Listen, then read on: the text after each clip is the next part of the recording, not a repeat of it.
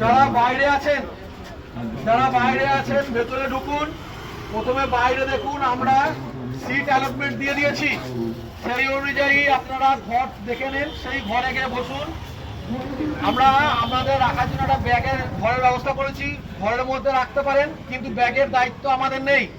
ঘরের মধ্যে একমাত্র অ্যাডমিট কার্ড, পেন, দুটো পাসপোর্ট সাইজের ফটো এবং ট্রান্সপারেন্ট জলের বোতল আর একটা আই কার্ড, এইগুলো করে নিয়ে ঢুকতে পারবেন।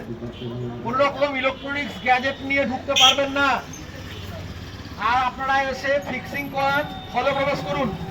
আর একটা কথা বলছি, যারা অলরেডি ফিক্সিং করে ঘরে ঢুকে গেছেন তাদের উদ্দেশ্যে জানাচ্ছি, আপনারা কিন্তু ওয়াশরুমে যদি যান আবার নতুন করে আপনাদেরকে ফিক্সিং করাতে হবে। ফিক্সিং করার আগেই ওয়াশরুমে যান। কোনো কারণে যদি ফিক্সিং করার পরেও ওয়াশরুমে যান তাহলে কিন্তু নতুন করে আবার ফিক্সিং করাতে হবে।